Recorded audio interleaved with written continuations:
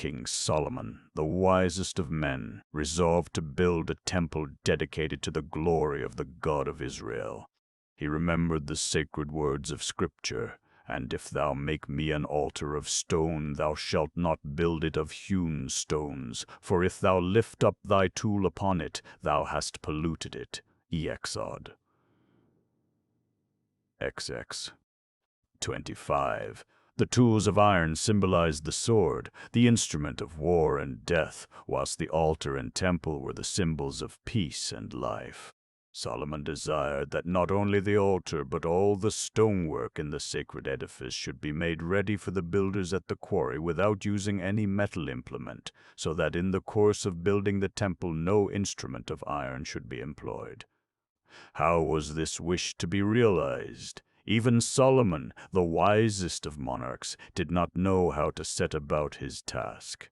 Again and again he asked himself, how is it possible to split the immense blocks of stone or to cut down the huge trees if the workmen are not allowed to use metal implements?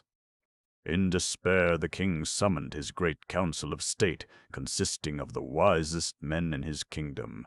He told them his difficulty and asked them if they could help him to achieve his purpose. The counselors listened to the words of their beloved monarch in profound silence. After a while, one of the most venerable of those present arose and, turning to the king, spake as follows. "Long live the king, mighty sovereign! Hast thou not heard that among the countless creatures of the Most High there is one which can serve thee as thy heart desires? It can cut stone better than the sharpest tool of iron. I refer to the tiny but wonderful worm called the shamir, or diamond insect. Dost thou not know, O wisest of rulers, how the Almighty created 10 marvels in the twilight of the eve of the first Sabbath in the week of creation? Among these marvels was the worm shamir. Its size is that of a grain of barley. It is endowed with miraculous power, for behold, it can split the hardest stone by merely touching it. Moreover, iron is broken by its mere presence. Excellent wisdom is this which thou shewest forth, beloved counselor, cried Solomon with joy in his heart. Now tell me, where is this marvelous little worm to be found? May thy days be as glorious as the days of David thy father, replied the wise servant of the king, but more than I have already told thee I know not. No mortal being has ever discovered the home of the shamir. It is useless to seek the information thou desirest by consulting the sons of men. Has not God bestowed upon thee knowledge and understanding more than he has given to anyone else? Is it for naught that thy wisdom exceeds that of all the children of men? Art thou not ruler of all the spirits and demons? Seek their aid, sire, and thou wilt find the shamir. Invoke the wisest of the spirits who will reveal to thee even the secrets of the heavens above, of the earth beneath, and of the waters under the earth. The good advice of the counselor appealed with irresistible conviction to Solomon's heart, and after thanking his wise minister, dismissed his council in order to carry out the suggested plan. He looked at the ring on his right hand and read the holy name of God engraved thereon. No sooner had he pronounced the divine name than a demon appeared before him and, making obeisance, cried, "What is thy wish, Solomon, king of Israel?" "I command thee," said Solomon, "to tell me where is the worm shamir to be found." In a trembling voice the demon replied, "Mighty king of man and spirits, I am thy servant. I will always obey thee if I have the power so to do. Be not angry with me, for I fear I cannot help thee now. The secret thou desirest to know has not been revealed to any of the inferior demons.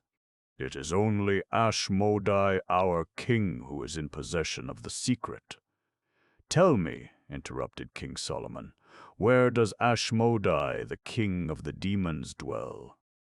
"May it please your gracious majesty," the demon responded, Ashmodai lives far, far away from the haunts of men. His palace is built on the top of a very high mountain. In this same mountain he has had a very deep well dug. Daily he fetches his drinking water from this well. When he has obtained sufficient water for his immediate needs, he closes up the mouth of the well with an enormous rock, which he seals with his signet ring. He then flies up to heaven to receive the orders of those who are his superiors. His tasks take him to the ends of the earth, even beyond the great sea. With the going down of the sun in the west, he returns to his own home. He examines very carefully the seal on the rock at the mouth of the well, in order to find out if it has been tampered with in his absence. He then proceeds to uncover the well, and he partakes of the water. Having quenched his thirst, he covers up again the mouth of the well and seals it afresh. King Solomon sat on his wonderful throne of gold whilst the demon told his tale. Not a word escaped the memory of the wise king. He then dismissed the demon, who disappeared in less than a second. Thereupon Solomon summoned to his presence his brave captain and friend Benaiah, son of Jehoiada. He told him briefly the nature of the task he was chosen to undertake, saying, "Go, trusty servant Benaiah, and capture Ashmodai, the king of the demons, and bring him before my presence. To assist thee in thy arduous and perilous undertaking, I will give thee this golden chain, on the links of which the letters forming the divine name are engraved. I also will entrust to thy care my signet ring, which is also engraved with the holy name of the Most High. Take with thee also this large bundle of white wool and these skins full of strong wine." After giving him minute instructions about the journey and the way to overcome Ashmodai, he sent Benaiah on his way, wishing him complete success in all his undertaking. The brave warrior, confident of success, set out on his dangerous expedition. After many days of hard riding across the great desert, he ultimately reached his destination. Never had he seen such a desolate spot. In front of him stood the towering mountain without sign of any human habitation in the vicinity. The mountain seemed to be the abode of silence and death. Undaunted by the uncanny scene, Benaiah began the ascent of the rugged mountain with a stout heart. He feared neither man nor spirit, for he was wearing on his little finger King Solomon's signet ring. When halfway up the mountain, he bored a hole in order to discover the whereabouts of Ashmodai's well. Great was his delight when he discovered the position of the well. He drew off the water and stopped up the hole with the wool which he had brought with him. Quite near to this hole, Benaiah pierced an aperture which ran into the well. Through this channel he poured all the wine in the skins. After this labor was completed, he concealed himself behind a large crag and waited impatiently for the arrival of the king of the demons. Soon after sunset, Ashmodai drew nigh. He carefully examined the seal on the rock over the mouth of the well and found it intact, even as he had left it early in the morning. After he had rolled away the rock, he descended into the well to quench his thirst. The strange odor of the fragrant wine overpowered him, so that he quickly returned to the mouth of the well to inhale the fresh mountain air. Realizing that the well had been tampered with, he again examined the seal, but it did not appear to have been touched. Meanwhile, a burning thirst in his throat forced him to descend again in order to obtain something to drink. No sooner had he tasted the wine than he desired to drink more and more. After he had partaken very freely of the strong wine, he felt quite drowsy. All his senses were overpowered. His head became heavy, his body staggered, and his knees gave way. At last he fell to the ground and slept soundly. Benaiah now came forth from his hiding place and crept very quietly to the sleeping demon. Without wasting a moment, the good captain threw the golden chain around Ashmodai's neck and secured it and sealed it with the golden signet ring engraved with the divine name. Benaiah sat on the ground close by, waiting for the effects of the strong wine to wear off. After a while, Ashmodai awoke and found that he was no longer free, for he saw the golden chain around his neck, and he beheld the holy name on the seal. He uttered such a terrible groan that the mountain shook. In vain Ashmodai endeavored to rise up. In his anger, sparks of fire flew from his eyes and foam covered his mouth. He continued to wriggle and to struggle with the air, but all to no purpose. He could not arise. He looked at Benaiah and cried in bitter anger, "Is it thou who hast bewitched me?" "Verily," replied Benaiah, "behold, the name of the Lord of Lords is upon thee." Ashmodai immediately became quiet and calm. He knew that he was vanquished and realized that all further resistance would be futile. He told Benaiah that he was quite ready to obey his orders. "Come then," cried Benaiah, "we will go at once to King Solomon thy master. Arise and follow me." Ashmodai arose and followed Benaiah, who was surprised at the peculiar behavior of his captive on their way to the holy city. Wherever they passed, Ashmodai left behind him a trace of his might or intelligence. In one village he brushed against a palm tree. After its foliage had been shaken off by the terrific impact, he uprooted it with one hand. In another place he knocked his shoulder against a house and overturned it. In a marketplace in a large town they met a happy bridal procession. When the bride and bridegroom passed, Ashmodai began to weep. "Why dost thou weep?" Benaiah asked in surprise. "Alas," replied Ashmodai, "within 3 days the bridegroom will be a corpse. Do I not do well to weep?" In the next town on their journey they overheard a farmer asking a bootmaker to make a pair of shoes which were to last him for 7 years. Whereupon Ashmodai burst out laughing. "Tell me, Ashmodai," cried Benaiah, "why dost thou laugh?" "Because the poor fellow will not wear his shoes for even 7 days. Behold, within a week he will die, yet he asks for shoes to last him 7 years. One day they met a blind man going astray. Ashmodai hastened to set him on the right path. He showed a similar kindness to a drunkard whom they met at the crossroads. On another occasion they saw a magician who was exhibiting his skill in public. He claimed to be able to read the future and to disclose secrets. Here again Ashmodai found occasion for mirth and laughter. When Benaiah asked him to explain his strange conduct, he remarked, "Wouldst thou not laugh also at a man who pretends to reveal secrets, whilst at the same moment he is unaware of the fact that a treasure lies buried at his feet? We demons judge persons and things according to their true value and not according to their deceptive appearance in the eyes of man." After many strange adventures, they finally came to the holy city. Benaiah conducted his captive to the royal presence. As soon as Ashmodai beheld King Solomon, fear seized him, and he began to tremble violently in every limb. He held a long staff in his hand on which he supported himself. After his attack of nervousness had subsided, Ashmodai threw his staff before the king. "What art thou doing?" asked Solomon. "Mighty sovereign, gracious master," replied Ashmodai, "dost thou not know that in spite of all thy splendor and glory thou wilt occupy after thy death no more space in the earth than is measured by yonder staff? Yet thou art not satisfied with ruling the children of men, but thou must needs hold the spirits and demons in subjection." "Be not vexed," Solomon said in a gentle tone of voice. "Thou wilt not find me a hard master. I merely demand one little service at thy hands. Know then that I wish to build a great temple to the glory of the Creator of heaven and earth, and for this purpose I require the services of the wonderful worm Shamir. Tell me now, where can I find this tiny creature?" "O wisest of mortals," replied Ashmodai, "dost thou not really know that the Shamir has not been placed in my charge?" "Why then hast thou brought me here?" "Where is it?" thundered Solomon. "Speak, slave, and speak truly."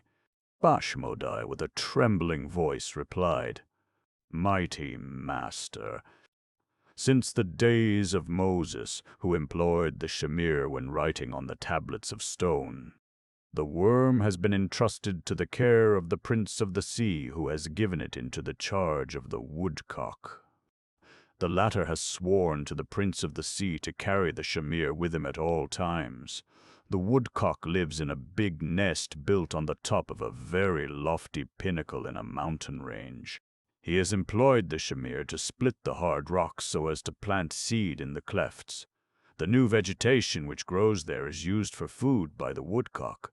Whenever he goes from his nest, he takes the shamir with him, carrying it beneath his wing, mindful of his oath to the Prince of the Sea. "Enough," cried Solomon. "Thou shalt abide with me till the temple is built." Once again King Solomon summoned his trusty captain Benaiah, telling him to discover the nest of the woodcock and to obtain the shamir and to bring it back to the holy city. "Take with thee," said the king, "a glass cover, a little wool, and a small leaden box.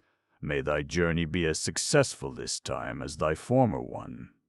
Benaiah obeyed with a glad heart all the instructions which King Solomon had given. He set out on his journey, crossing hill and dale, stream and desert. At last he discovered the nest of the bird he sought. The woodcock was away on one of his expeditions. In the nest were the fledglings. Benaiah now covered the nest with the glass cover which he had brought with him for this purpose. He then concealed himself and awaited events. When the woodcock returned, he attempted to enter his nest, but found himself foiled, for the glass was very hard and strong.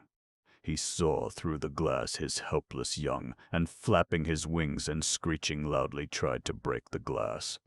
All his efforts were in vain. The young birds, frightened by the noise, also began to screech. "What is to be done?" cried the woodcock in the language of the birds. Again and again he tried to smash the glass, but without success.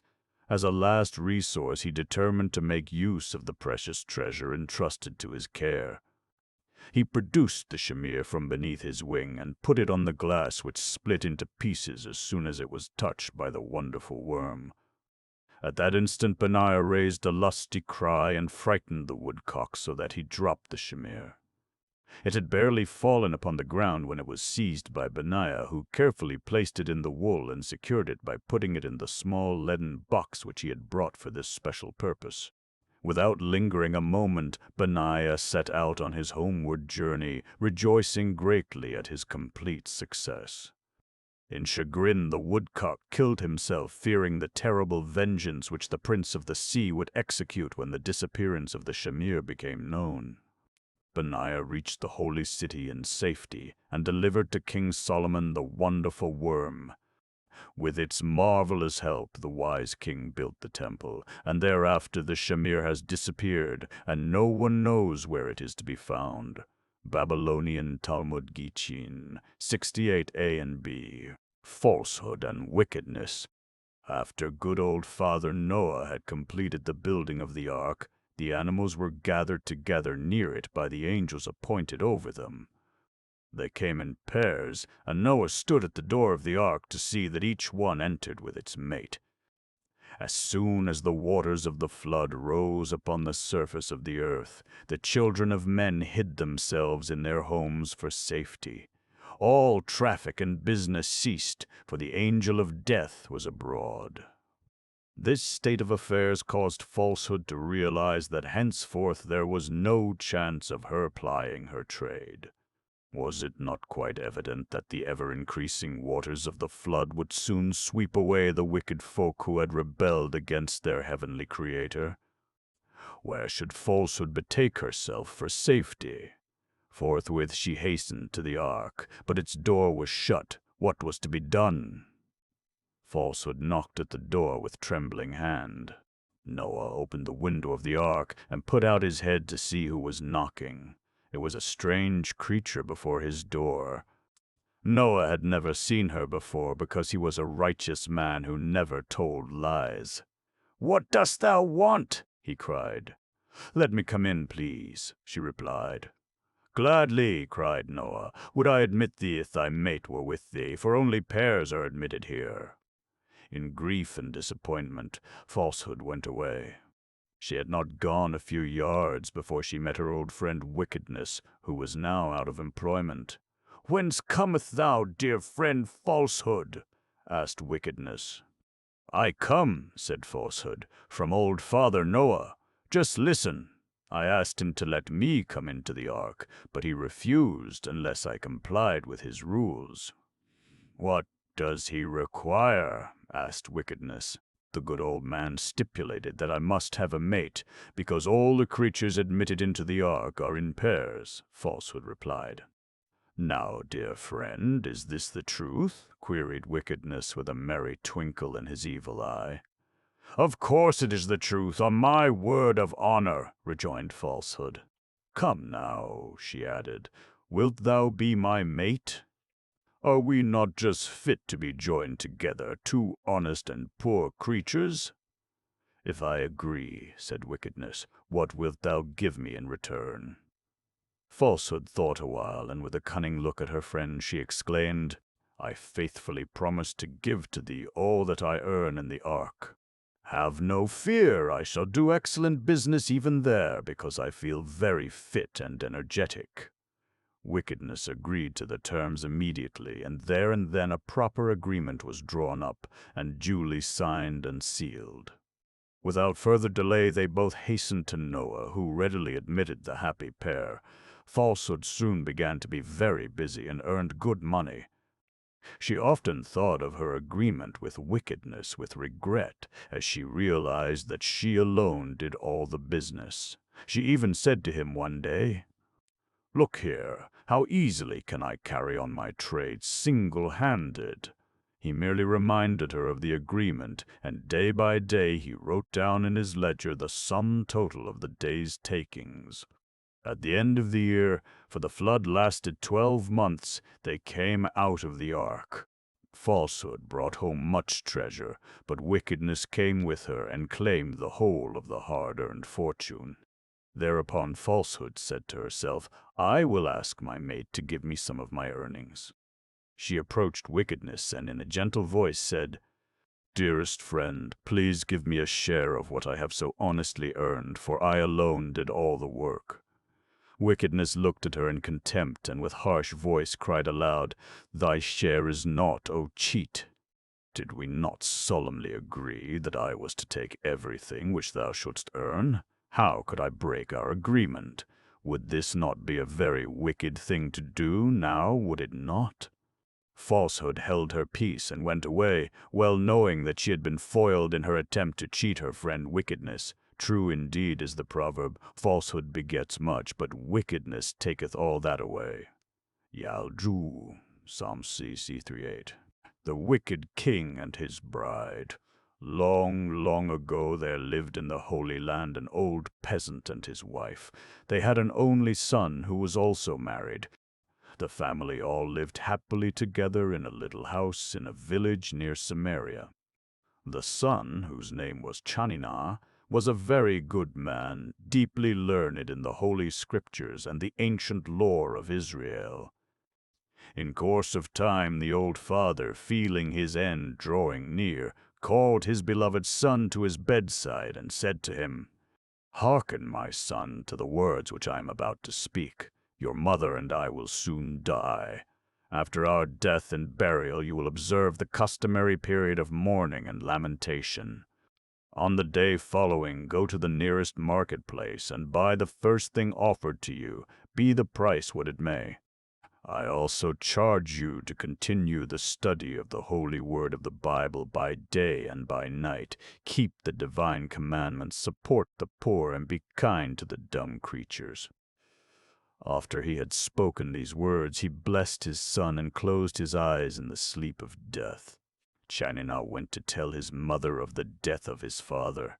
The sad news was too much for the poor woman, and the shock killed her instantly. The pious son buried his beloved parents in the village cemetery and returned home to keep the customary period of mourning and lamentation, which lasted 7 days. Mindful of his father's dying words, Chanina went on the following morning to the nearest marketplace. One of the merchants, carrying a beautiful silver casket in his hands, came to him and said, "Will you buy this casket?" "What is the price?" asked Chanana. "I will take 80 pieces of silver for it," answered the merchant, and he added, "I will not accept any less." Chanana agreed, and there and then paid the large sum of money demanded, thinking all the while of his dear father's last wish. The money which he had spent in buying the casket was nearly all the fortune he possessed. Without any further delay he returned home with his purchase, which he was anxious to show to his wife. "Look here," he cried, "I have spent nearly all our money in buying this casket, even as dear father told me to do just before he died." "Open it," said his wife. "There is sure to be something very valuable inside it." He lifted the lid of the casket and was astonished to find that it contained another silver box. He took this out and opened it, curious to learn what was inside. To their great surprise, a little green frog leapt out. "Well, I never!" cried Chanana. "This is an expensive creature." "Do not forget," his wife said, "your father's command to be kind to the dumb creatures." "Quite right," says her husband. "We will provide for the frog even as though the little fellow were one of us." The frog grew larger and larger, and the silver box was no longer large enough for its quarters. Chanina therefore made a nice roomy cupboard for their new friend's abode. After a while the wife told her husband that there was no more money left to buy food. With a very sad heart the good man called the frog to his side and said, "I am awfully sorry to tell you, dear little friend, that we cannot feed you any longer because we have no food left even for ourselves." "Please don't worry," cried the frog. "I hope you will believe me when I tell you that I am indeed more than grateful to you both for all your kindness and hospitality. Let me prove my gratitude by giving you this piece of advice. In the box where you found me, you will see a strip of parchment. If you place it in the fold of your turban, you will be able to understand not only the different languages of mankind, but also the speech of birds, fish, and beasts." Chanina did exactly as the frog told him, and calling his wife told her that they would accompany the frog to his new home wherever it might be. The frog said this should be in a pond in the wood nearby. They all went to the wood feeling sad that poverty was forcing them to part company. As soon as they came to the wood, the frog told them to rest themselves. Then, at the bidding of the frog, the birds and beasts in the wood brought to Chanana and his wife an immense quantity of valuable gems and an assortment of roots and herbs. The kind-hearted frog gave these gifts to his good friends, explaining how the herbs and roots were to be used for healing purposes. Then at last the frog bids his friends farewell and tells them that he was really a son of Adam and the demon Lilith, and that he had the power of changing himself into any shape. Chanina and his wife gathered up the precious gems, roots, and herbs and returned home. On the way they met a caravan and offered some of the gems for sale. A good bargain was struck, and Chanana and his wife found themselves with plenty of money. They left their old home and bought a nice house. Riches did not spoil them, for their hearts were kind. Moreover, Chanina kept faithfully the charge of his beloved father. He studied the holy words of Scripture by day and by night, and observed the divine precepts with a good will. Their home was always open to the poor. The good fortune of Chanana spread far and wide. His reputation as a charitable man reached the ears of the king, who invited him to visit his court. The king took a great fancy to Chanana and persuaded him to take up his abode in the palace. The king was by no means a pious man. In fact, he was very wicked and cruel. He was unmarried, and this fact alone displeased his subjects. His counselors urged him to find a good wife, saying to him, "Let us, O king, remind you that we require not only a king but also a queen and little princes, for there will surely come a time when a new king will have to be found, because kings and queens are mortals and they cannot live forever." They did not tell the king what their real motive was in advising him to marry. They thought that if the king were to find a true and good wife, it might be possible for her to use her influence and make him a better man.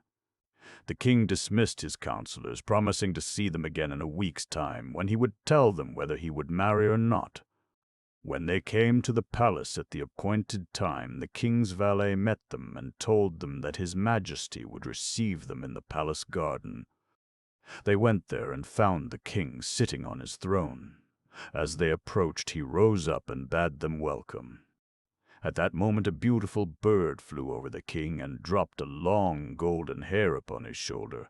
The king took the hair in his hand and, turning to his counselors, said, "I will marry only the maiden to whom this golden hair belongs. No other wife shall be mine. You wish me to marry, well and good, so be it. I now command you to discover the owner of this golden hair, and mark you, if you do not bring her to me within a year from today, I will have you and all your families put to death." The counselors were greatly distressed at the turn of events. They feared that their lives would be forfeit. How were they to find the lady whose golden hair had brought misfortune to them and their families? With sad hearts they left the royal presence, and when they were outside the palace they asked one another, "What is to be done?" Chanina, who was now one of the king's counselors, offered to find the lady destined to be their queen. He hastened home to bid his wife farewell and to prepare for his journey. He took a bag into which he put 6 loaves, a small assortment of his precious herbs and roots, and 12 silver coins. Having blessed his wife, he set out on his quest. He walked during the best part of the day, and at sunset, feeling very tired, he sat down on a large stone beneath a tree. He was just about to doze off when he was suddenly startled by hearing a raven's croak. He listened and understood that the bird had not found any food for 3 days. He at once opened his bag and gave the raven a large piece of bread. On the morrow, Chanina met a dog howling miserably. "Come and tell me," he said to the dog, "all your troubles. I understand the speech of beasts and birds." The dog said that he was very ill and hungry, for it was just a week since he had eaten any food. Chanina gave him one of the healing roots and a loaf of bread. The dog devoured the bread and ate the root and thanked his good friend. Next day, Chanina came to a river and found some fishermen trying in vain to pull in their net, which contained a large fish. The fishermen pulled so hard that they feared their net would break. Chanina lent them a willing hand, and then they were able to pull in the net. The fishermen shouted with joy, "We have enough now for dinner today and tomorrow." Chanina asked them to sell the fish, and he would give them 12 pieces of silver as its price. They agreed and gave him the fish as soon as he had paid them. They could hardly believe their eyes when they saw Chanina throwing the fish back into the river. Bidding them farewell, he continued his journey. At last he came to a large town where, unknown to him, dwelt the maiden whom he was seeking. She was a princess, the only daughter of the king of that country. Chanina came to the courtyard of the palace and stood still a while, gazing around. The princess was looking out of the window of her room, and saw Chanina, whose strange attire attracted her attention. She sends her chamberlain to bring him to her presence. In reply to her inquiry as to the why and wherefore of his visit to her father's land, Chanina tells her the story of his quest. Looking at her, he sees that she is the very lady whom he has to find to be the wife of the king, his master, for her tresses were golden, even like the hue of the hair which the king found upon his shoulder. "Come, good lady, with me," he cries, "and save my people, the wise men of Israel and their families, who are in mortal danger. Come and be queen in our land and save the soul of our lord the king." The princess had listened very attentively to all the strange story told by Chanina, and in reply she said, "Well do I remember drying my hair one day last month in the garden of our palace, and whilst doing so, a strange bird flew over my head 3 times and then plucked out one of my hairs. He flew away with the hair, and I can now believe that this is the very bird which brought my hair to the king of your land." I will accede to your wish and consent to become the queen of your land if you fulfill 2 tasks which I will set you. The first I will mention at once. Here I have 2 empty flasks. You must bring them back to me full of water. I do not mean the water of the brook or well, but the one flask must contain water from paradise, and the other must be filled with water from hell. When you have done this task, I will tell you all about the second one." With a kind word of farewell, the princess dismissed Chanina. He left the palace with a sad heart and prayed to God to help him in his difficulty. Was he not trying to save the lives of his brethren in the Holy Land? After a little while, he hears the croak of a raven speaking as follows. "Dear friend, do you no longer remember me? Did you not give me bread when you met me? I was so hungry then, for I had not tasted any food for 3 days. Now just tell me, how can I be of service? I will gladly do my best to please you." Chanina told the raven all about the task which the princess had set him to do. "Here are the flasks," he said. "One must be filled with water from paradise, and the other must be filled with water from hell." The raven told him to tie a flask to each wing and at sunset to be at the spot where they were conversing. The raven flew to the netherworld and singed his wings in passing through the flames of hell. At last he reached the black boiling waters in the center of hell and filled 1 flask. He then flew to the gates of paradise and found the spring which flows from its midst and bathed in its cool water to heal his wings. He then filled the other flask and flew to the spot where he had arranged to meet his friend. He gave the flasks filled with the desired water to Chanina, who returned to the palace and told the princess that the task was done. The princess was in doubt whether the water of each flask was genuine. She proposed to test the contents there and then. Opening the flask containing the water from hell, she poured a few drops upon the palm of her hand. The water burnt her skin, and she quickly put some of the water of the other flask upon the burned spot and healed it at once.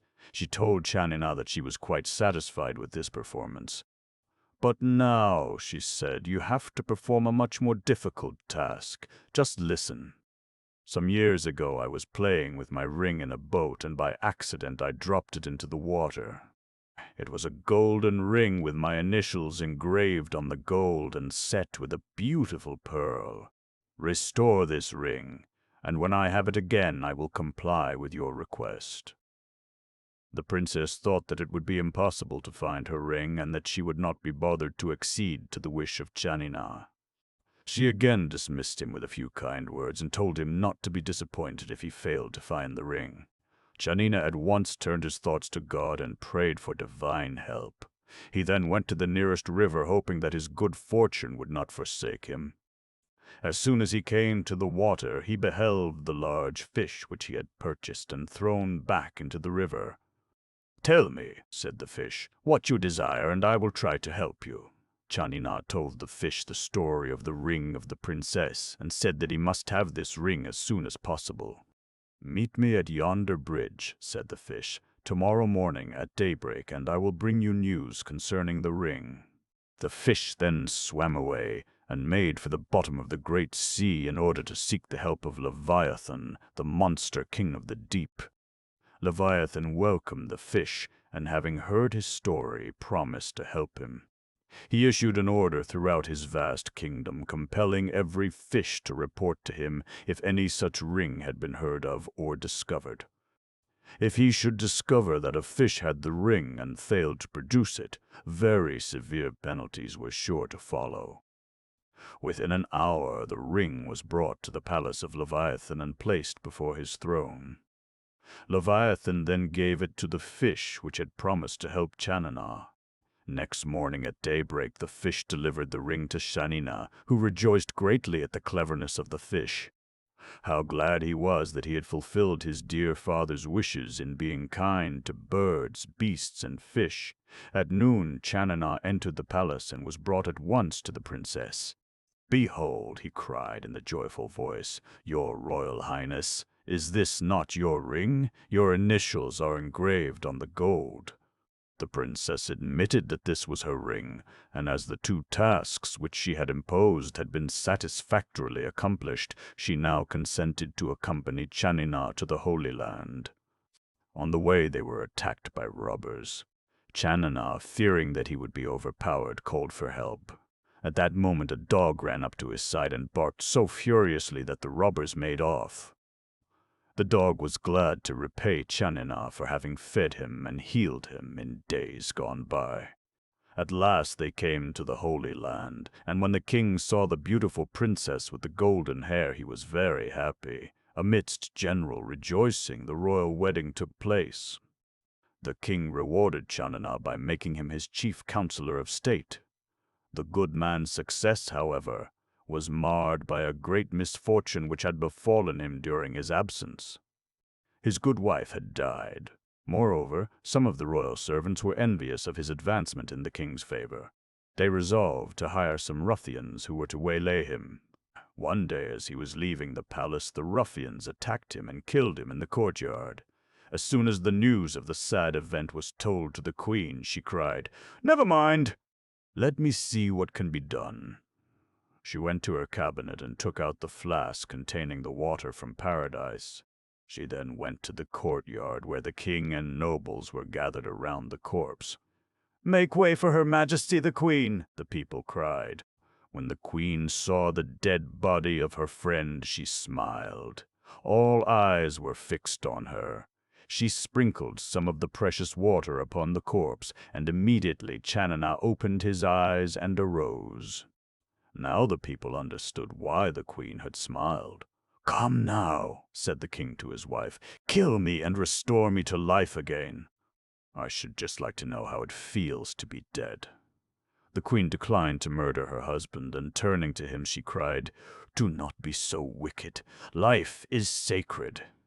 Moreover, the wonderful water will only bring a person back to life, provided his life had been good. Your Majesty," she added, "must repent and mend your ways, otherwise you will not be restored to life in the hereafter." The king went away in anger and returned to his royal apartments. Here he ordered one of his servants to kill him. "If you refuse," cried the wicked king, "I will instantly kill you." Whereupon the servant obeyed the king and slew him. The queen was at once informed of the wicked death of the king.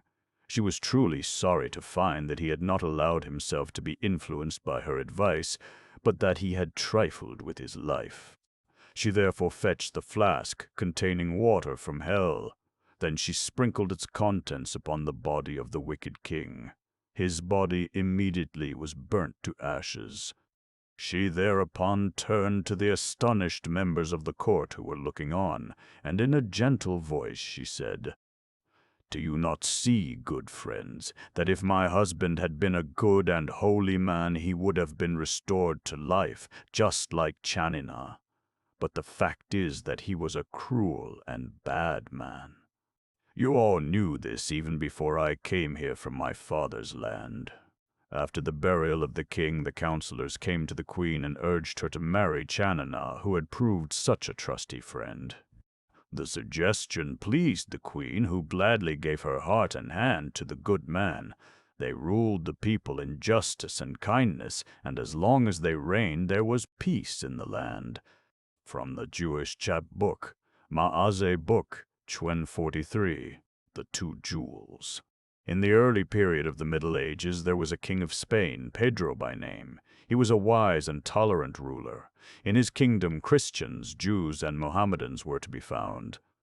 It was a time when brotherly love was to be discovered in the Holy Scriptures only. King Pedro was one day about to set out at the head of his army to attack his enemies in a neighboring land.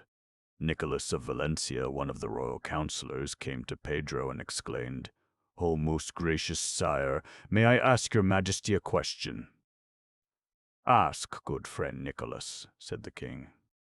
What need is there for your majesty to leave your kingdom to fight your enemies beyond the border, when you have so many dangerous enemies within your kingdom? To whom do you refer? Cried the king. I refer to all disbelievers in Spain, the heretics, the Jews, and the followers of Mahomet, people who deny the divinity of our Lord, our Savior, and his Holy Mother. Do we not, as good Christians, hate the Jews and Muslims, and do they not hate us? Does not your majesty know that the Jews are commanded in their holy Bible to abstain from greeting the Christians? How can that be true, said the wise king, since the Hebrew Bible was written at a time when there were no Christians? Nevertheless, continued Nicholas, I have heard it said that even though a Jew would greet a Christian, saying to him, "Peace be unto you," he immediately adds under his breath, "But may the devil take you." How do you know this? Exclaimed the king in astonishment. I was told this, replied Nicholas, by a most saintly man, one Geronimo, a converted Jew. No, no, interrupted Pedro. I would not believe such a man. Anyone who changes his religion will not scruple to change his word, twisting the truth into falsehood. Do you not also realize that the testimony of such a convert is probably unreliable, because he is now anxious to show how intensely he loves his new faith, and this he does best by hating the religion which he has abandoned? Your majesty may be right, said Nicholas, but, he added, there is nothing which vexes my soul so much as the unbounded impudence of the Jews, who would not hesitate to tell your majesty that their religion is better than our holy faith. Do not let this vex you, good Nicholas, said Pedro. Prove your statement by bringing a Jew before me, and let me hear from his own lips this glorification of his religion, and then I will tell you whether I feel vexed or not. Nicholas left the king in order to fetch a Jew as commanded by his royal master. After a few minutes had elapsed, he returned, bringing with him a venerable man with a long beard, white as the driven snow. "Welcome," exclaimed King Pedro. "Be seated, noble Jew, and answer me without fear or favor any questions I may put to you." "May it please your majesty," said the Jew, who had risen from his seat when about to speak, "life is dear to me and mine, but truth and honor are dearer still. For nearly 90 years have I remained steadfast to the faith of my fathers. I most humbly beg your majesty to suffer me and my people to continue to be loyal not only to God, our heavenly King, but also to your majesty." "Have no fear, good Jew, but now tell me your name," says King Pedro. "I am called," he replies, "Ephraim, the son of Sancho." "Now will you tell me," asks the king, "which religion, Judaism or Christianity, is more true and real?" After a moment's thought, Ephraim replies, "My religion is the only good one for me in view of my circumstances. Your majesty knows that my ancestors, the children of Israel, were once slaves in the land of Egypt. God in his great mercy redeemed my people from that land of bondage with signs and wonders. My religion is bound up with this wonderful love of God, who not only redeemed us, but he also gave us our laws and commandments. In keeping these laws and commandments we serve God, and this is our religion, and it is the most natural for the people of Israel. For your majesty, however, who is born to rule nations and creeds, your religion is the most suitable, because Christianity is the predominant faith which has cramped my religion in ghettos and darkness. Christianity has even resolved in this land to drive out the Mohammedans, so that a believer in the Koran shall not be found in Catholic Spain." "You have spoken wisely and daringly," says the king, "but I did not ask you to discuss the various religions from the point of view of the individual believer, but I wish to know which religion, in your opinion, is the best. You can limit your reply by discussing whether Judaism is better than Christianity or, as we think, vice versa." Ephraim replied, "In 3 days' time, if it please your majesty, I will return and give you my humble opinion." I cannot promise to satisfy your majesty, but I will do my best to justify my conscience. The king consented to this proposal and dismissed the Jew with a friendly farewell. 3 days later, the king and Nicholas were anxiously awaiting the promised reply. At the hour appointed, Ephraim appeared. He was very much agitated and gasped for breath. "Most heartily welcome," cries Pedro in his most friendly voice. "Come and sit near my throne and tell me your answer to my question." Ephraim sat in silence and failed to control his agitation. "What is the matter, good Ephraim?" asked the king, who was now beginning to feel concerned at the Jew's prolonged silence and unusual excitement. At last, by a great effort, Ephraim exclaimed, "I grieve to tell your majesty that I am ill. I have this day been most grossly insulted and abused. I am perfectly innocent of having done any wrong to the men who have been so cruel and unjust to me. Gracious king, I appeal to you to hear my complaint and to see that justice is done." "Have no fear," cried the king. "I am the fountain of justice, and everyone in my realm may look to me for impartial judgment. What is your complaint?" The king and Nicholas turned to Ephraim and anxiously awaited his reply. "My story is as follows," says the Jew. "A month ago my neighbor went away from home on a very long journey. In order to give some comfort and consolation to his 2 sons during his absence, he gave a precious jewel to each of them. Early this day the 2 sons of my good neighbor came to my house and asked to see me. I received them very politely in my humble apartment and asked them how I could be of service. They showed me their jewels and demanded that I should there and then explain to them both the various characteristics of the gems. I was also to point out the beauties and flaws, if any, in the precious stones. They asked me to appraise their value and to decide which of the 2 was the better and the more valuable. I told them that there was no one so well qualified to answer all their questions as their dear father, who happens to be an eminent authority on gems, for he is a jeweler. Go, I said, to your beloved father and let him decide, for he will tell you all you desire to know about the jewels, and whatever he tells you will be right and true. No sooner had I said this when the 2 sons attacked me, striking me upon my head. They abused me, calling me heretic and Jew, just because I tried to answer their question to the best of my ability. Truly, cried the king in a passion, they have acted most shamefully. They deserve to be most severely punished. Listen, O sire, to the words of your mouth, rejoined Ephraim. 2 brothers were Esau and Jacob, and to each one did their father give a precious jewel.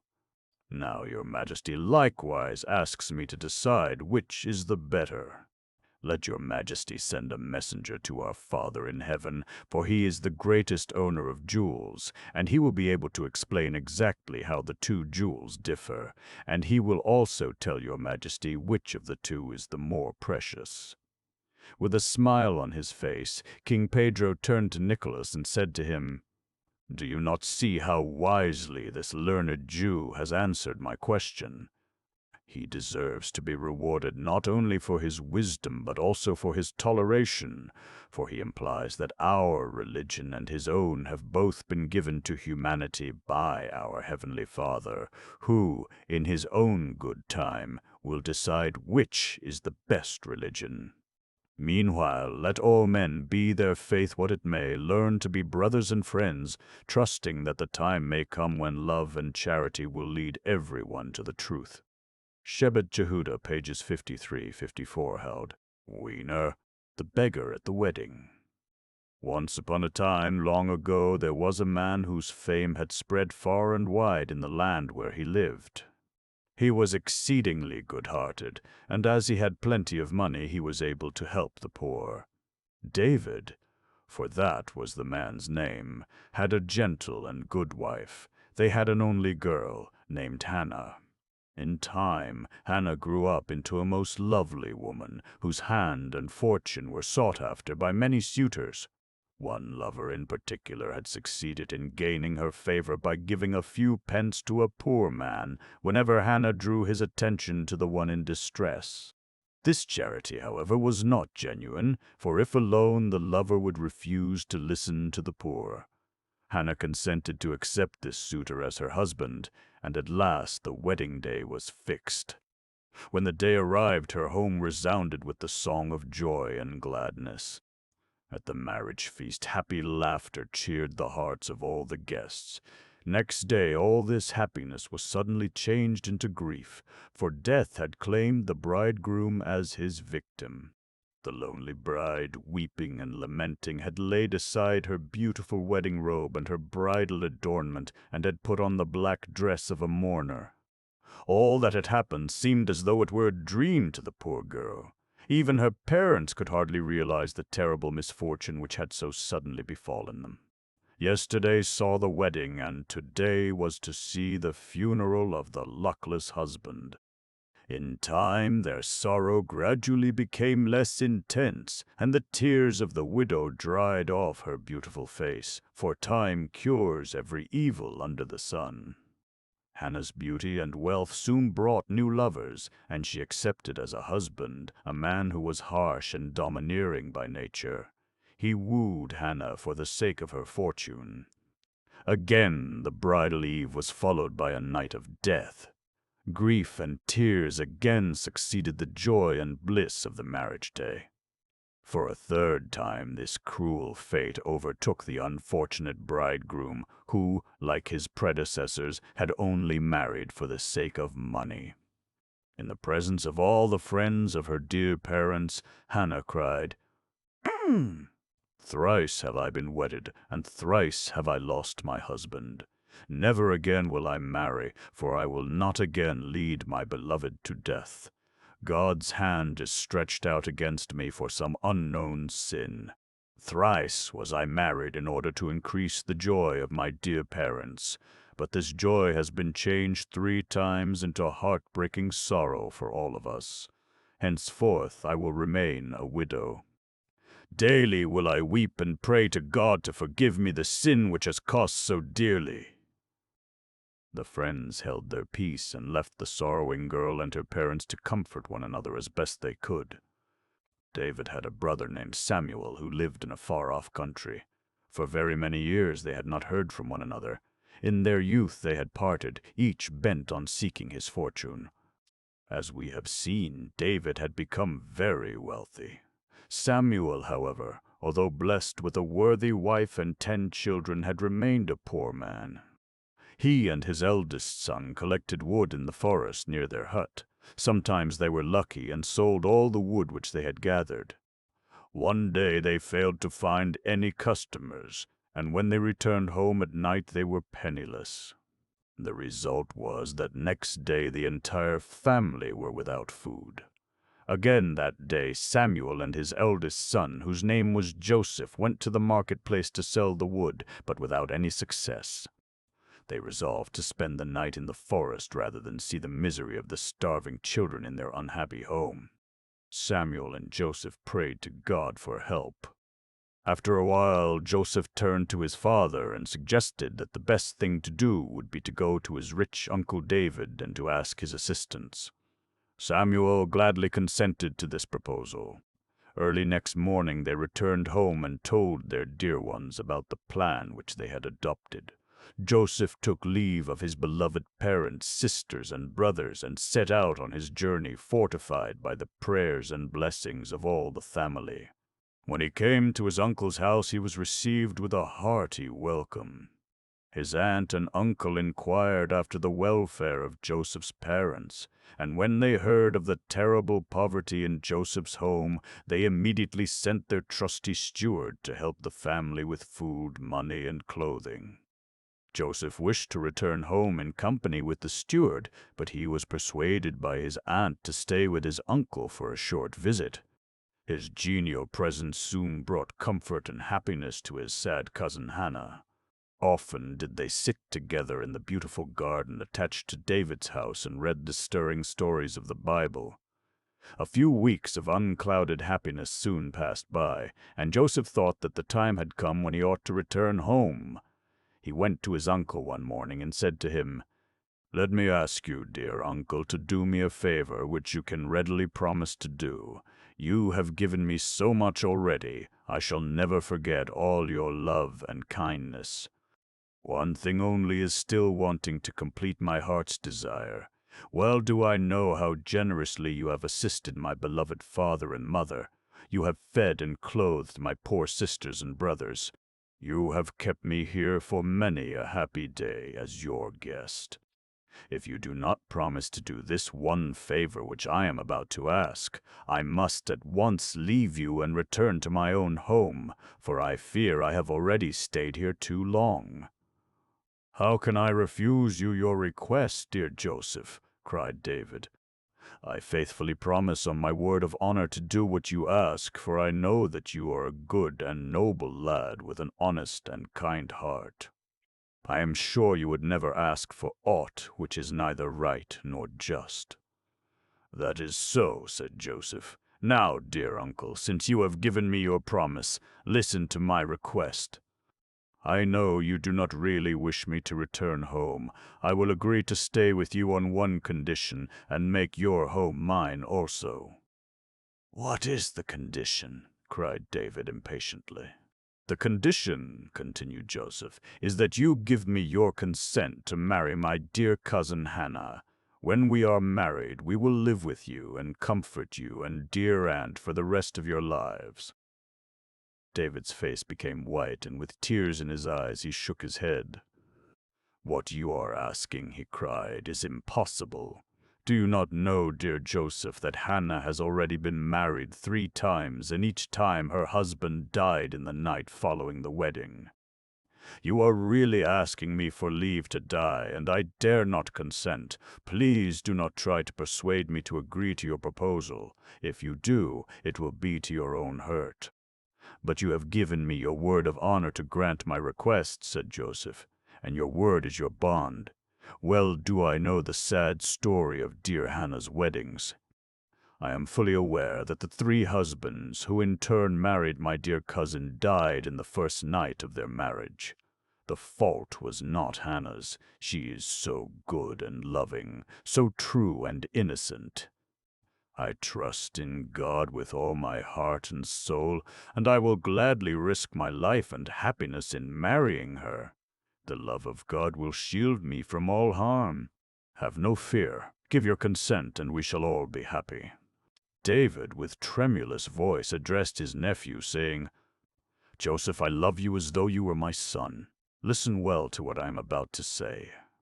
If by marrying my daughter you think you will obtain her fortune, tell me if this be the case. Be candid, and I will satisfy you, and redeem my pledge by giving you her dowry. Nay, I will double the amount if you agree not to wed my child. If this should not satisfy you, name the sum of money you desire, and if I possess it, it shall be yours. I will gladly give it with a good will. Only do not risk your precious life by running into danger. You have been a source of real comfort and happiness to us all ever since you set foot in our house. Do not, I beseech you, plunge us all into unutterable misery by risking your life. To marry Hannah is to die."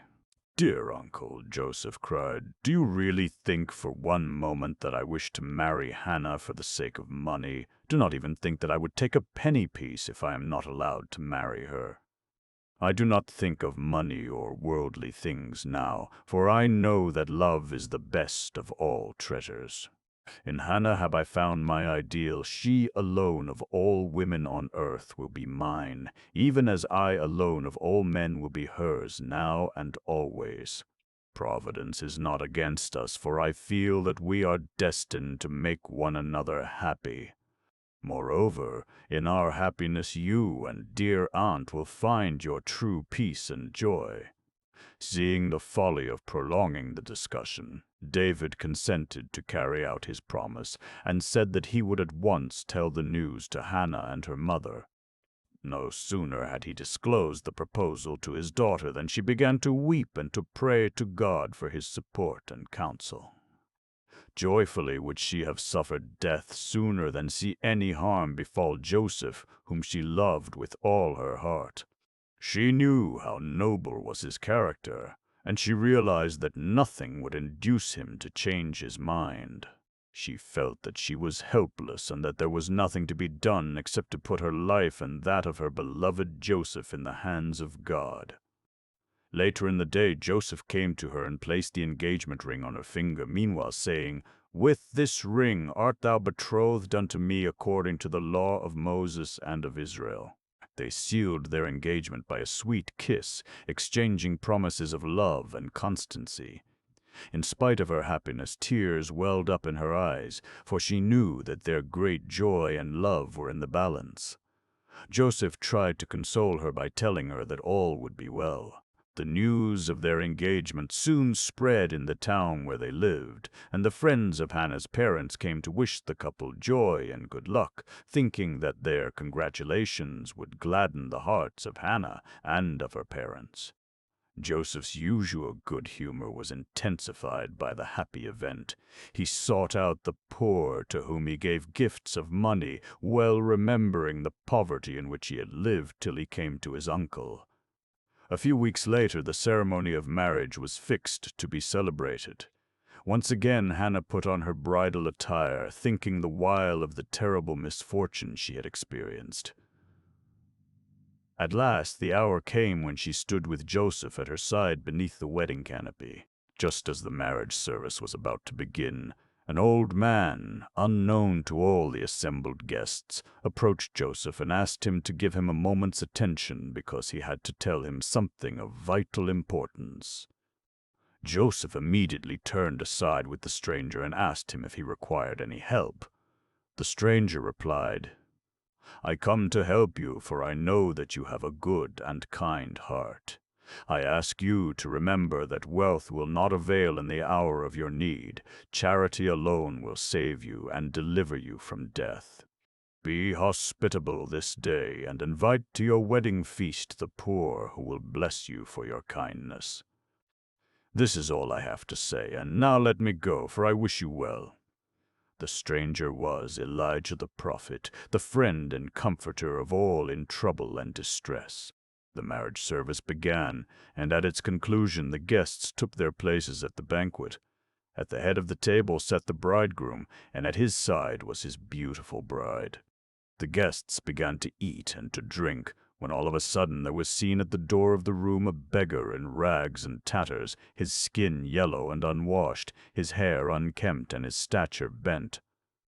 His eyes were flaming like fire, and at his presence profound silence obtained.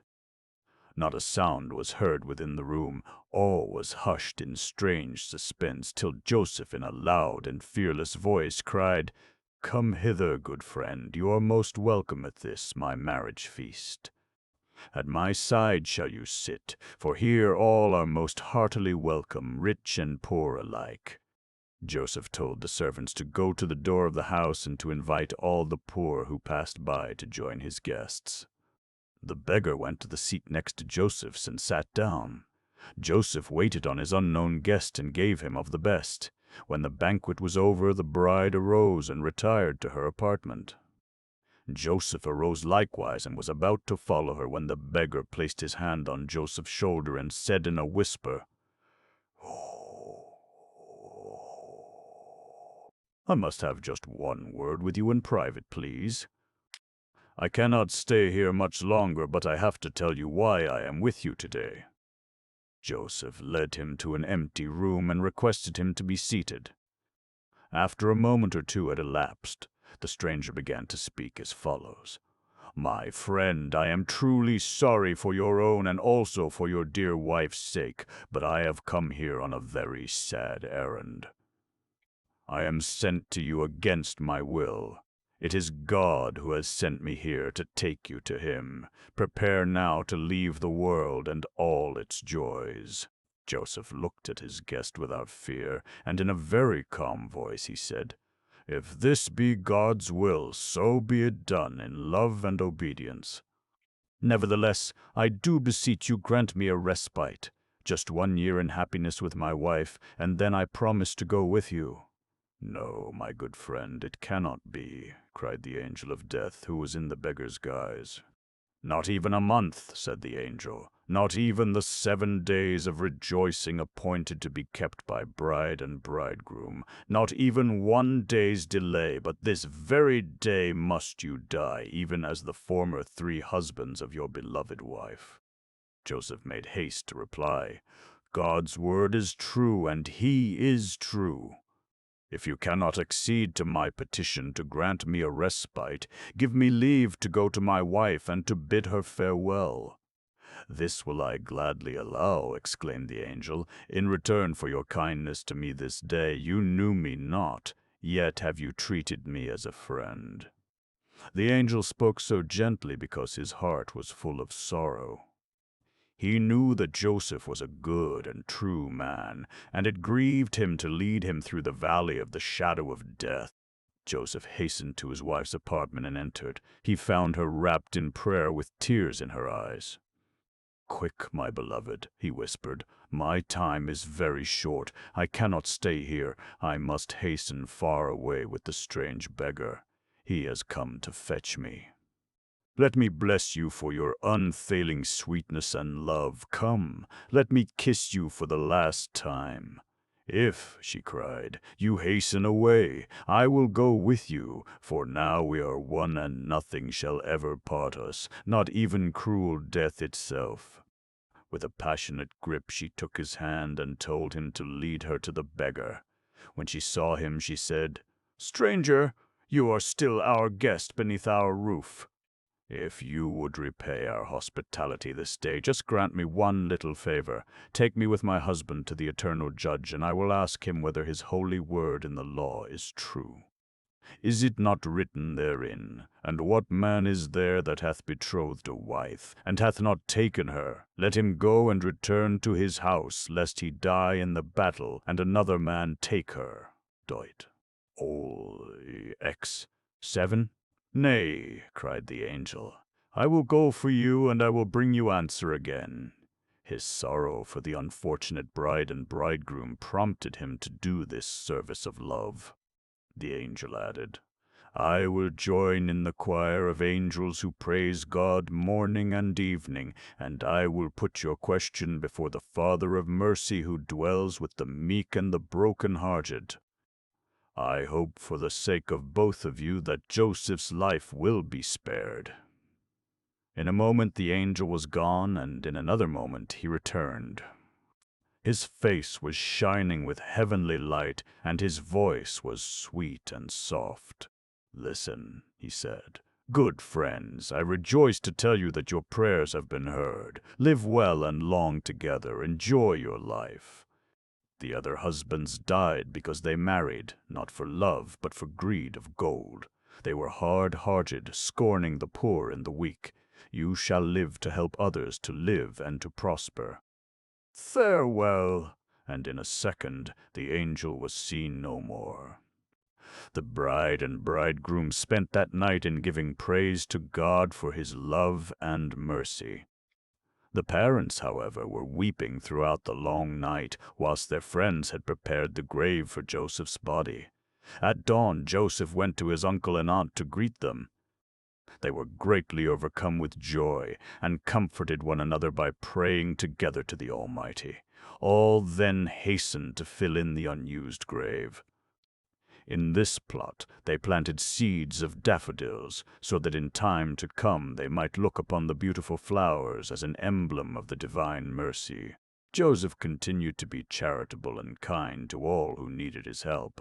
Whenever the people saw him, they were wont to exclaim, "Truly charity delivers from death. Midrash Tanchuma Ha-Zinu Si-Fi-I," the clever wife. Long, long ago, there lived in the old town of Sidon a happy couple named Abraham and Ada. Although they loved one another very much, still there was something wanting to complete their happiness. They had been married for nearly 10 years, but they had not been blessed with a child. Ofttimes Ada would sit in her room and weep. She prayed every day to God to fulfill her desire by giving her a son or a daughter. Abraham did his best to comfort her by telling her that all would come right in time. Nevertheless, he felt very sad when he came home and thought of the future. He would have given anything to have had a little son who might be taught the holy religion which he loved so well. The neighbors in their street were none too kind, and they slighted Ada. This made her grief more bitter. Did not the people often say in Abraham's hearing that children are a token of God's blessing? Was it not true that the house which lacked the merry laughter of little innocent children was under a curse or spell? Did not the holy law teach that it was a religious duty to marry and to have children? Would it not be better, he argued with himself, to divorce his wife if, after being married for 10 years, she had no child? She might marry another man and have children and so find her happiness. All these thoughts flashed again and again through his mind. At last, when the anniversary of their 10th marriage day arrived, Abraham said to his wife, "Let us visit today our true friend Rabbi Simeon, the son of Jochai." When they came before the famous master, Abraham, with tears in his eyes, said, "O good Rabbi, my dear wife has been faithful to me and loving during the past 10 years. It has pleased our Heavenly Father to withhold from us the blessing of children. I fear this is on account of my many sins. It seems to me that our home henceforth will not be as happy as it should be. My wife grieves over her barrenness, and I fret because she is unhappy. Is it not my duty to set her free?" Whilst Abraham was speaking, his wife wept. She knew that if he sent her away from his heart and home, her life would be utterly miserable and unendurable.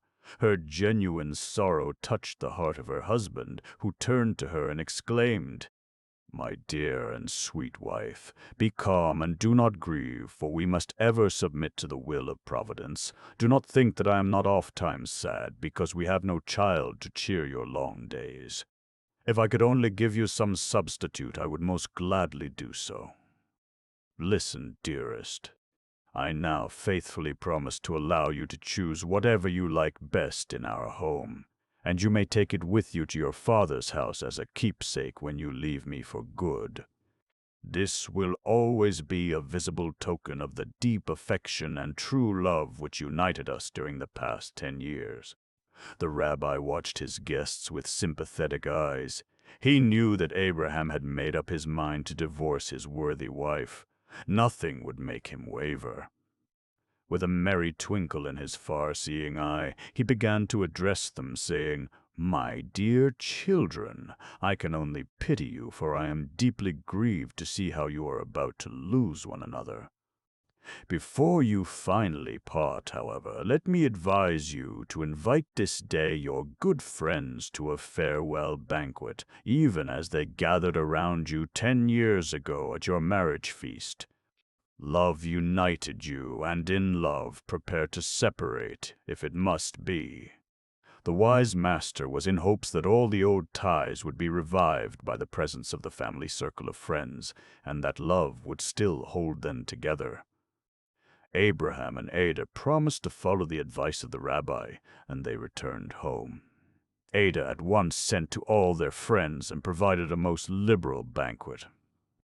Her husband sat beside her as usual, and she took care that his wine-glass was constantly refilled. Good cheer made the company very happy, and Abraham determined to spend a jolly evening for the last time in the company of his wife, whom he really loved. Ada had carefully prepared her plans. Her husband had toasted each of his guests, and soon the excellent wine which he drank sent him into a deep sleep. Without a moment's delay, Ada beckoned to her servants to come to her. She told them to lift up the armchair in which her husband sat asleep and to carry it at once to her father's house in a neighboring street. The company looked on in surprise, and guessing the meaning of what they saw, they took their departure. Meanwhile, Abraham, fast asleep, had been carried to his new quarters. He was put in a beautiful room, with Ada at his side waiting for him to awaken. At dawn, the effect of the wine began to wear off, and he awoke. Looking around with great surprise, he exclaimed, "Where am I?" Ada took his hand, and stroking it gently, she said to him, "My beloved, you are in my father's house. What am I doing here?" he cries. "You are just waking up," she says. "You remember when we yesterday visited Rabbi Simeon, the son of Jokai. You faithfully promised me that I might choose anything I liked best in our home and take it with me when I left your roof. Last night I left your house and I took you with me, as there was nothing in your home, or, for the matter of that, in all the world so precious to me as your dear self. You were the choicest possession in our old home, and you are mine now and forever. You have, by your promise to me, given yourself over to me. Divorce or no divorce, you are my property, for I know very well you always keep your promise." Abraham saw the humor of the situation in which he found himself, and laughed again and again at the huge joke his clever wife had perpetrated at his expense. "Well done," he exclaimed. "We are now agreed that the question of divorce is solved. Once again are we united, and this time forever. Nothing shall part us as long as we live." Like all good people, they lived a very happy life.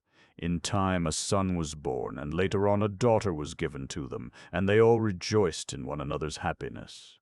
Yal Chu, Genesis 16. The Coins of Elijah. Once upon a time there was a really pious man who was ever ready to assist all who needed his help. Prosperity and happiness smiled upon him.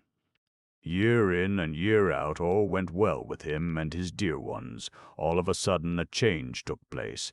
The business which he carried on proved to be gradually showing a loss instead of the former profit. Trade began to dwindle. The regular customers died or moved away. Bad debts increased, and eventually the entire fortune of the good man was lost. In order to provide for the daily needs of his wife and children, he worked in the fields as a laborer paid by the day. The day's work was long and hard, but a good heart and a willing spirit enabled him to overcome all difficulties. He even spared a coin of his wages to help those in a worse plight than he found himself. Now it happened one day, whilst he was engaged in plowing a field, that a stranger approached and greeted him, saying, "Peace be to thee, and to all thy house." He replied, "Peace be also to thee and thine." The stranger then continued, "Friend, I come to tell thee that thou art destined to regain thy fortune and to live in affluence for a period of 6 years during thy life here on earth. It is thine to choose when this period shall begin. Shall it be now or later in life?" Astonished at the strange words which he had heard, the laborer looked at his companion to see if he was dreaming. "Good stranger," he cried, "art thou a prophet or a magician that thou speakest in this wise? I fear thou art a poor man even as I am. Go thy way in peace, for I cannot help thee today, for I am penniless at the moment. I should be happy to give thee a fee for thy happy forecast, but I cannot give what I have not got. Go in peace, and may heaven send thee help." The stranger went away, and the laborer resumed his work without thinking any more of the strange conversation which he had just had. After a short interval, the stranger returned and repeated the offer, only to be refused. When, however, for the third time he urged the unwilling laborer to accept his gift by believing in the proffered promise, the poor toiler, weary of his hard daily struggle in the fields, at last consented to consult his wife before coming to a decision. A glimmer of hope in the possibility of the promise had arisen in his heart. Perhaps, after all, he thought, kind Providence has sent this messenger to help me in my dire distress, and that now the poverty which has harassed me and my dear ones will be replaced by wealth and prosperity. He ran home as quickly as his legs would carry him and told his wife all that had transpired. He emphasized the insistence displayed by the stranger. He said to his wife, "Assuming that the stranger is speaking the truth and that I am to be rich for a period of 6 years, when do you advise me to choose our time of prosperity, now or later in life?" After a moment's consideration, she cried, "Now, now!" Her husband returned to the field without further delay and found the stranger awaiting his decision. When the laborer told him his wish to enjoy there and then the promised wealth and prosperity, the stranger opened his purse and took out 2 pieces of silver. "Here, my friend," he said, "take these 2 coins and return them to me 6 years hence when I shall call on thee. Do not forget I shall require my money to be restored to me when I come to demand it." After the laborer had taken the coins, he thanked his benefactor and promised to return the gift as arranged. In a second the stranger had disappeared. No trace of the direction he had taken was discerned by the laborer, who also recalled the fact that the stranger had come upon him all of a sudden. "Very strange," he said. "There is some mystery about this stranger. He seems to come from nowhere and to return to the same place." No sooner had the laborer placed the silver coins in his pocket than he perceived a sudden change coming over him. He no longer felt the same man. His poverty and sorrow fled away from him, and a new feeling of contentment and security arose in his heart. He bowed his head in gratitude and thanked God for his manifold mercies. Meanwhile, wonderful events were occurring in his home.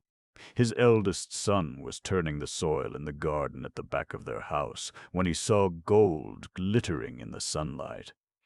He dug deeper and deeper and continued to find the precious metal. In fact, there was evidently a treasure which had been lying hidden there all the years of their poverty. The young man cried aloud in his joy. His mother and her other sons came to see what was amiss. As soon as she saw what was happening, she sent her youngest son to his father. She said, "Do not fail to tell him that God has given us back our fortune." Before the door of their house, however, stood the father. In a moment he was with his wife and children, and uniting with them gave thanks to him who giveth and taketh away. The pious man and his virtuous wife resolved to make good use of their wealth as long as it was entrusted to their care. They were very happy because they were now in a position to help the poor who so sorely needed their assistance. The wife said to her good husband, "My dear, we must not forget that our prosperity will not last forever. We are to be rich for 6 years only. Let us during this period feed the hungry, clothe the naked, and assist the needy. We shall always have the satisfaction of knowing that we made other people happy during the years of our good fortune. We shall be happy in realizing that we have made good use of our trust." "Verily," he said, "the law of kindness is on thy tongue." Not a day passed without an occasion offering itself to these good people to bestow their wealth upon those less fortunate than themselves. They did not fail in seizing every opportunity of doing an act of charity and kindness. The youngest son was told by his mother to keep an account of their own expenses, and also an account of the money given in alms. The 6 years passed like a dream. One day the expected benefactor came to their house, and after receiving a warm welcome turned to his host and said, "The 6 years have passed, and I have come to ask thee to return my money." The pious man exclaimed, "Dear friend, thy demand is quite fair and just. Yet stay. I accepted thy gift only after I had consulted my wife, and now before I repay my debt I must again ask her advice." Whereupon he turned to his wife, who was present, and said to her, "Beloved wife, please advise me, how am I to repay our debt to our generous benefactor here? Let me," she cried, "settle accounts with him." Turning to him, she said, "I will show thee how we have spent the fortune entrusted to our care through thy kindness." Behold the account books." The kind stranger looked with deep interest at the long lists recording the money spent in charity. "You have indeed," he cried, "spent plenty of money. But, good sir," she added, "if thou dost believe for a moment that thy money might be entrusted to better guardians, take away then thy gift. If, on the other hand, thou art satisfied with the manner in which we have used the wealth placed in our care, then let us continue to hold our trust." Thereupon the stranger, who was Elijah the prophet, blessed the good couple and bade them enjoy the wealth they knew so well how to use. In a moment the prophet had departed, and the happy couple kept his coins and bequeathed them to their eldest son as a family heirloom. Yaltrush, Ruth, 22627621. The Fox and the Raven. One fine day a raven found a nice piece of fresh cheese, which he carried away to a favorite resting place on the leafy branch of a beautiful fig tree. Believing himself to be out of harm's way, he was about to eat and enjoy his booty when he heard a well-known voice softly calling to him. "Good day, dear friend Raven." Whence did the voice come? Lo and behold, at the foot of the fig tree stood Master Fox, eyeing with a greedy look the raven and the cheese. How to obtain the latter was the thought uppermost in the mind of the crafty fox. Being unable to climb the tree, he resolved to trick the raven so as to make him drop the cheese. Again Master Fox cried, "Good day, dear friend Raven. Thou art verily the most beautiful of birds. If all the winged creatures beneath the heavens were gathered around thee, thou wouldst easily excel them all by reason of thy lovely feathers. Moreover, if thou wouldst only sing, then would thy song surpass the sweetest melody of any other of thy winged companions, and thou wouldst become king of the birds." The sweet words sank deeply into the raven's heart, and he rejoiced at the prospect of attaining to such undreamt-of greatness. All that he had to do was merely to sing. Excited with joy and pride, he quickly opened his mouth, and raising his voice, he tried to sing. Alas, he only croaked. Meanwhile the cheese fell from his mouth to the ground. The greedy fox pounced upon the prey, and with a joyful cry he said, "Dear friend Raven, never again will I listen to the voice of other sweet singers after hearing thy beautiful voice. Pray excuse me if I hasten away to finish the cheese thou hast so generously given me as a reward for my flattery. Great indeed must be the power of pride, since it overcomes the desires of thy appetite.